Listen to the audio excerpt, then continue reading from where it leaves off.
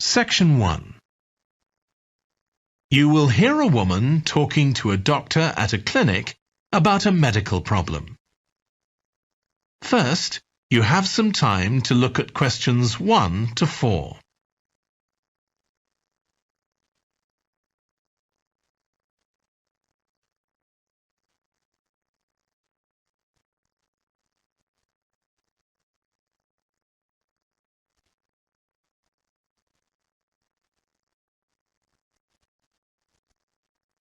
You will see that there is an example that has been done for you. On this occasion only, the conversation relating to this will be played first. Hi, come and take a seat. Thank you. My name's Carl Rogers and I'm one of the doctors here at the Total Health Clinic. So I understand this is your first visit to the clinic. Yes, it is. Okay, well I hope you'll be very happy with the service you receive here. So if it's all right with you, I'll take a few details to help me give you the best possible service. Sure. So can I check first of all that we have the correct personal details for you? So your full name is Julie Ann Garcia. That's correct. The woman's name is Julie Ann Garcia. So Garcia has been written in the space. Now we shall begin. You should answer the questions as you listen because you will not hear the recording a second time. Listen carefully and answer questions 1 to 4. Hi, come and take a seat. Thank you. My name's Carl Rogers and I'm one of the doctors here at the Total Health Clinic. So I understand this is your first visit to the clinic. Yes, it is. Okay, well I hope you'll be very happy with the service you receive here. So if it's all right with you, I'll take a few details to help me give you the best possible service. Sure. So can I check first of all that we have the correct personal details for you? So your full name is Julie Ann Garcia. That's correct. Perfect. And can I have a contact phone number? It's 219-442-9785. Okay, and then can I just check that we have the correct date of birth? October 10th, 1992. Oh, I actually have 1991. I'll just correct that now. Right, so that's all good. Now I just need a few more personal details. Do you have an occupation, either full-time or part-time? Yes, I work full-time in Esterhazy's, you know, the restaurant chain. I started off as a waitress there a few years ago, and I'm a manager now. Oh, I know them. Yeah, they're down on 114th Street, aren't they? That's right. Yeah, I've been there a few times. I just love their salads. That's good to hear. Right, so one more thing I need to know before we talk about why you're here, Julie, and that's the name of your insurance company. It's Cawley Life Insurance. That's C-A-W-L-E-Y. Excellent. Thank you so much. Before you hear the rest of the conversation, you have some time to look at questions 5 to 10.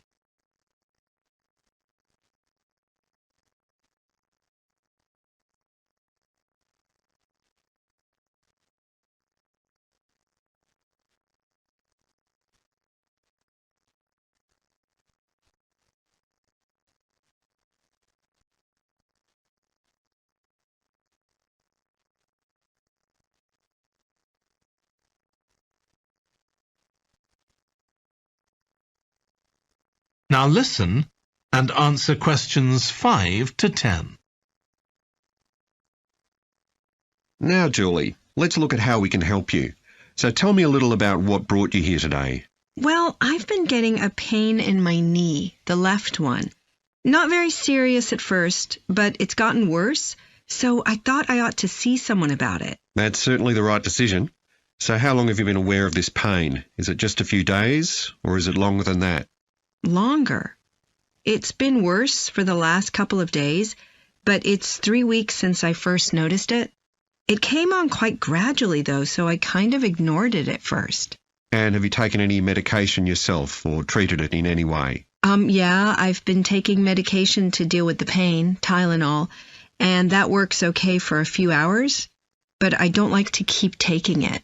Okay. And what about heat treatment? Have you tried applying heat at all? No, but I have been using ice on it for the last few days. And does that seem to help the pain at all? A little, yes. Good. Now, you look as if you're quite fit normally. I am, yes. So do you do any sport on a regular basis? Yes, I play a lot of tennis. I belong to a club, so I go there a lot. I'm quite competitive, so I enjoy that side of it as well as the exercise, but I haven't gone since this started. Sure. And do you do any other types of exercise? Yeah, I sometimes do a little swimming, but usually just when I'm on vacation. But normally I go running a few times a week, maybe 3 or 4 times. So your legs are getting quite a pounding, but you haven't had any problems up to now? No, not with my legs. I did have an accident last year when I slipped and hurt my shoulder, but that's better now. Excellent. And do you have any allergies? No, none that I'm aware of. And do you take any medication on a regular basis? Well, I take vitamins, but that's all. I'm generally very healthy. Okay. Well, let's have a closer look and see what might be causing this problem. If you can just get up. That is the end of section 1. You now have half a minute to check your answers.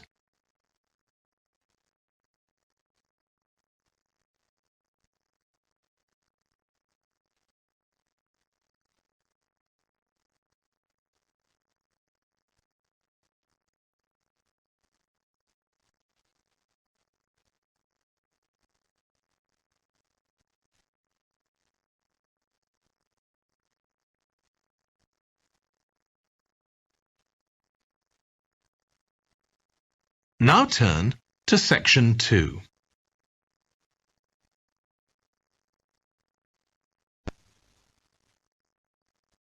Section 2.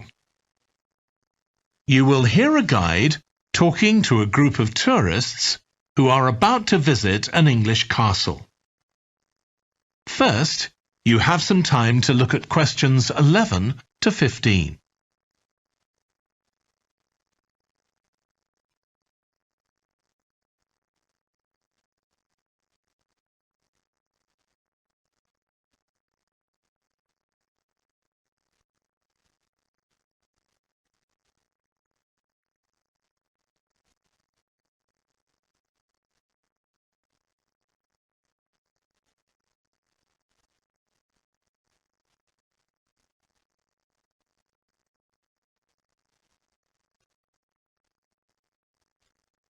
Now listen carefully and answer questions 11 to 15.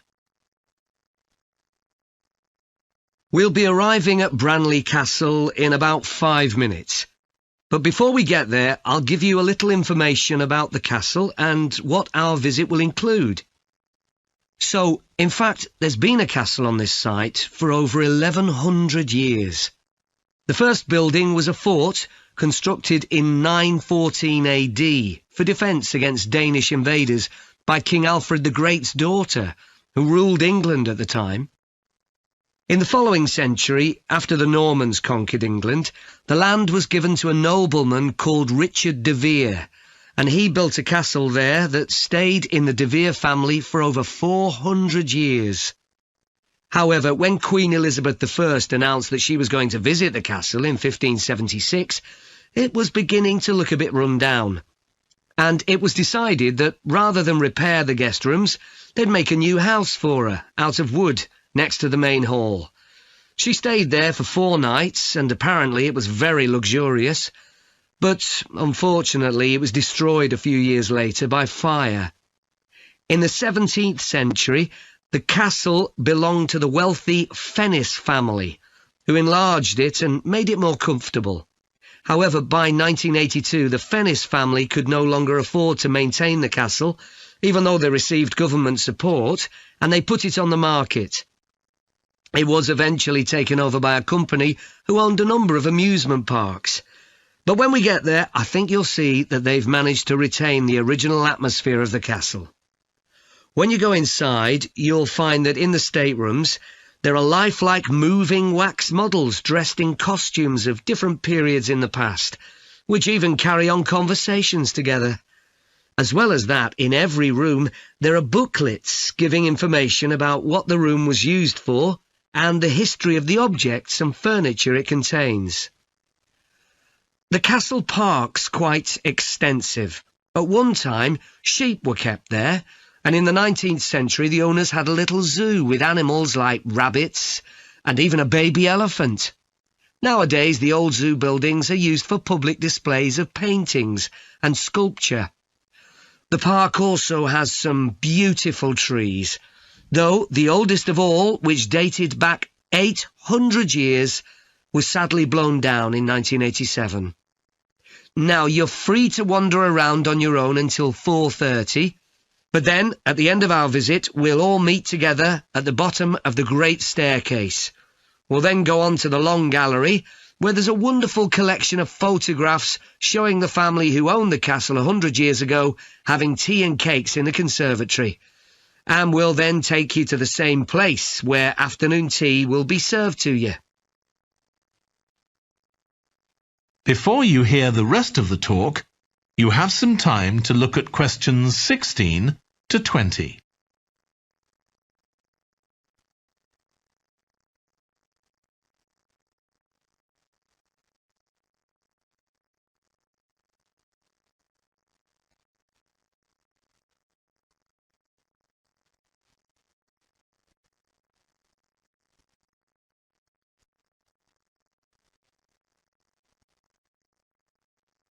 Now listen and answer questions 16 to 20.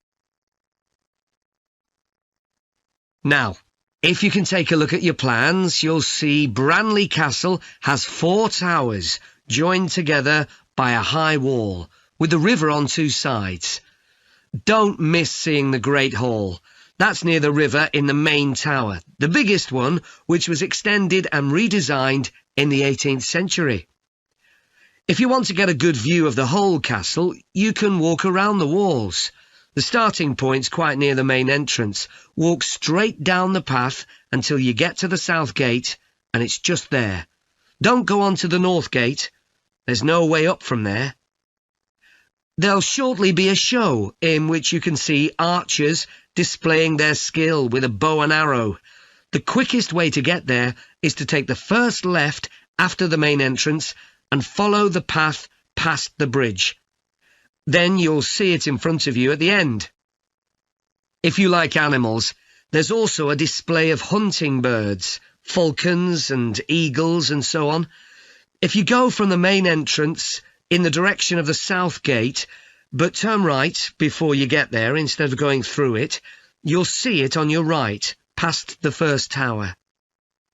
At 3 p.m, there's a short performance of traditional dancing on the outdoor stage. That's right at the other side of the castle from the entrance and over the bridge. It's about 10 minutes walk or so. And finally, the shop. It's actually inside one of the towers, but the way in is from the outside. Just take the first left after the main entrance, go down the path and take the first right. It's got some lovely gifts and souvenirs. Right, so we're just arriving. That is the end of section 2. You now have half a minute to check your answers.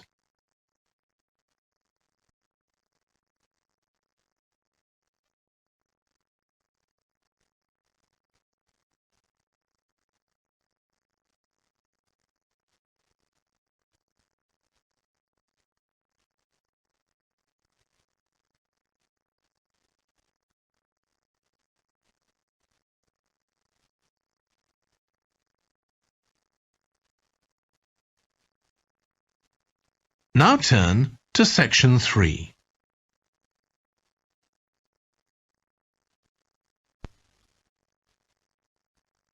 Section 3. You will hear 2 environmental science students, called Rosie and Martin, discussing their presentation on an extinct animal called the woolly mammoth with their tutor. First, you have some time to look at questions 21 to 24.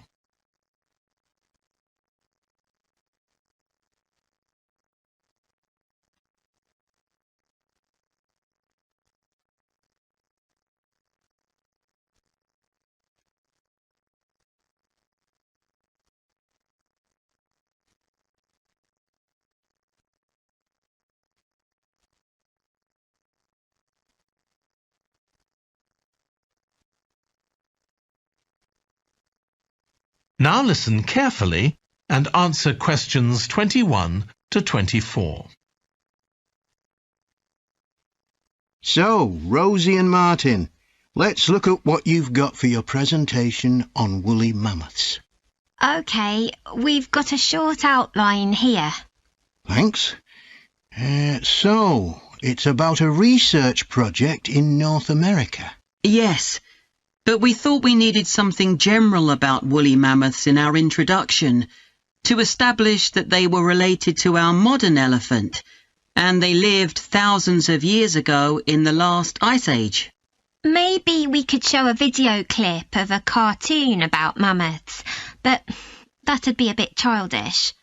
Or we could have a diagram. It could be a timeline to show when they lived, with illustrations. Or we could just show a drawing of them walking in the ice. No, let's go with your last suggestion. Good. Then you're describing the discovery of the mammoth tooth on St. Paul's Island in Alaska and why it was significant. Yes, the tooth was found by a man called Russell Graham. He picked it up from under a rock in a cave. He knew it was special. For a start, it was in really good condition, as if it had been just extracted from the animal's jawbone. Anyway, they found it was 6,500 years old. So why was that significant? Well, the mammoth bones previously found on the North American mainland were much less recent than that, so this was really amazing. Then we're making an animated diagram to show the geography of the area in prehistoric times. So, originally, St. Paul's Island wasn't an island. It was connected to the mainland, and mammoths and other animals, like bears, were able to roam around the whole area. Then the climate warmed up and the sea level began to rise, and the island got cut off from the mainland. So those mammoths on the island couldn't escape. They had to stay on the island. And in fact, the species survived there for thousands of years after they'd become extinct on the mainland. So why do you think they died out on the mainland? No one's sure. Anyway, next we'll explain how Graham and his team identified the date when the mammoths became extinct on the island. They concluded that the extinction happened 5,600 years ago, which is a very precise time for a prehistoric extinction. It's based on samples they took from mud at the bottom of a lake on the island. They analysed it to find out what had fallen in over time, bits of plants, volcanic ash, and even DNA from the mammoths themselves. It's standard procedure, but it took nearly 2 years to do. Before you hear the rest of the discussion, you have some time to look at questions 25 to 30.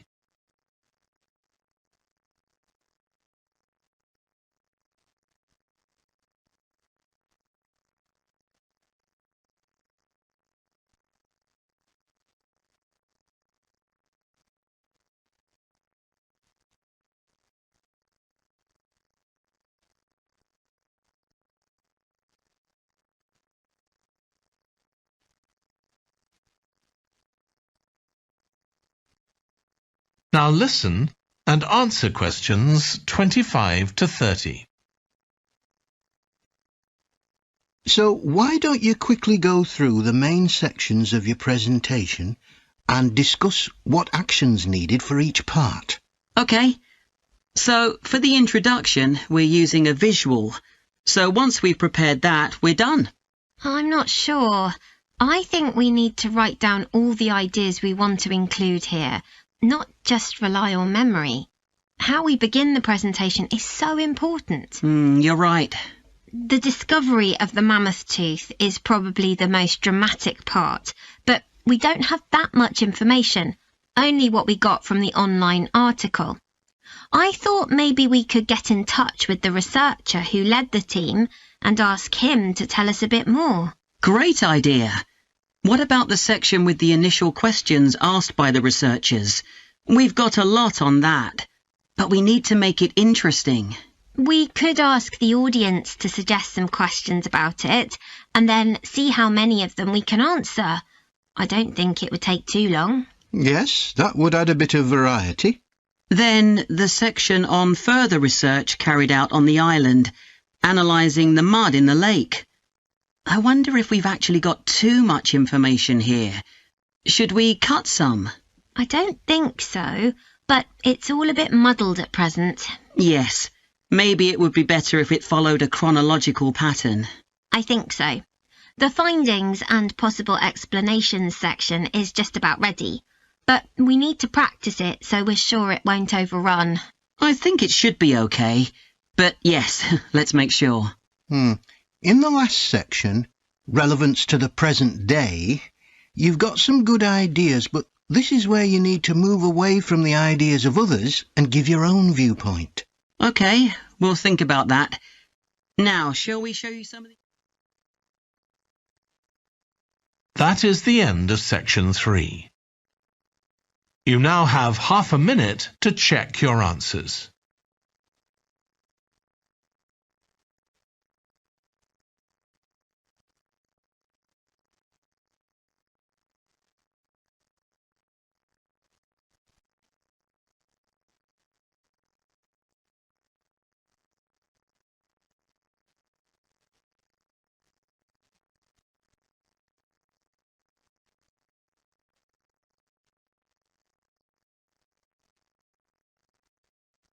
Now turn to section 4.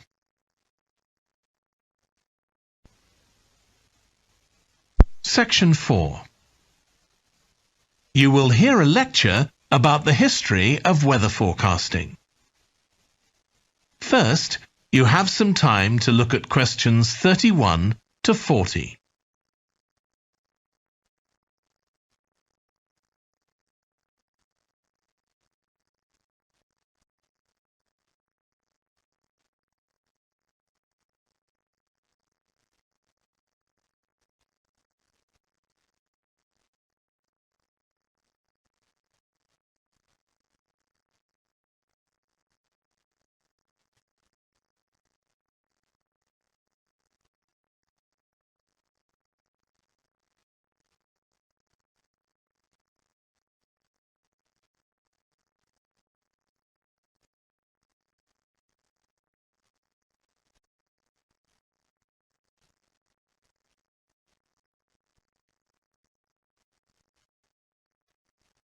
Now listen carefully and answer questions 31 to 40. In this series of lectures about the history of weather forecasting, I'll start by examining its early history. That'll be the subject of today's talk. Okay, so we'll start by going back thousands of years. Most ancient cultures had weather gods, and weather catastrophes, such as floods, played an important role in many creation myths. Generally, weather was attributed to the whims of the gods, as the wide range of weather gods in various cultures shows. For instance, there's the Egyptian sun god Ra, and Thor, the Norse god of thunder and lightning. Many ancient civilizations developed rites such as dances in order to make the weather gods look kindly on them. But the weather was of daily importance. Observing the skies and drawing the correct conclusions from these observations was really important. In fact, their survival depended on it. It isn't known when people first started to observe the skies, but at around 650 BC, the Babylonians produced the first short-range weather forecasts, based on their observations of clouds and other phenomena. The Chinese also recognized weather patterns, and by 300 BC, astronomers had developed a calendar which divided the year into 24 festivals, each associated with a different weather phenomenon. The ancient Greeks were the first to develop a more scientific approach to explaining the weather. The work of the philosopher and scientist Aristotle in the 4th century BC is especially noteworthy, as his ideas held sway for nearly 2,000 years.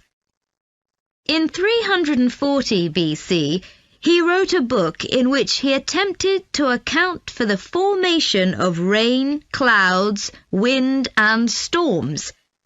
He also described celestial phenomena such as halos, that is, bright circles of light around the sun, the moon, and bright stars, and comets. Many of his observations were surprisingly accurate. For example, he believed that heat could cause water to evaporate, but he also jumped to quite a few wrong conclusions, such as that winds are breathed out by the earth. Errors like this were rectified from the Renaissance onwards.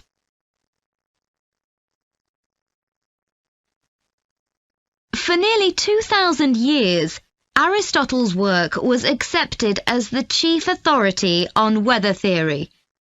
Alongside this, though, in the Middle Ages, weather observations were passed on in the form of proverbs, such as red sky at night, shepherd's delight, red sky in the morning, shepherd's warning. Many of these are based on very good observations and are accurate, as contemporary meteorologists have discovered. For centuries, any attempt to forecast the weather could only be based on personal observations. But in the 15th century, scientists began to see the need for instruments. Until then, the only ones available were weather vanes to determine the wind direction and early versions of rain gauges. One of the first, invented in the 15th century, was a hygrometer, which measured humidity. This was one of many inventions that contributed to the development of weather forecasting. In 1592, the Italian scientist and inventor Galileo developed the world's first thermometer. His student Torricelli later invented the barometer, which allowed people to measure atmospheric pressure. In 1648, the French philosopher Pascal proved that pressure decreases with altitude. This discovery was verified by English astronomer Halley in 1686, and Halley was also the first person to map trade winds. This increasing ability to measure factors related to weather helped scientists to understand the atmosphere and its processes better, and they started collecting weather observation data systematically. In the 18th century, the scientist and politician Benjamin Franklin carried out work on electricity and lightning in particular, but he was also very interested in weather and studied it throughout most of his life. It was Franklin who discovered that storms generally travel from west to east. In addition to new meteorological instruments, other developments contributed to our understanding of the atmosphere. People in different locations began to keep records, and in the mid-19th century, the invention of the telegraph made it possible for these records to be collated. This led, by the end of the 19th century, to the first weather services. It was not until the early 20th century that mathematics and physics became part of meteorology, and we'll continue from that point next week. That is the end of section 4. You now have half a minute to check your answers.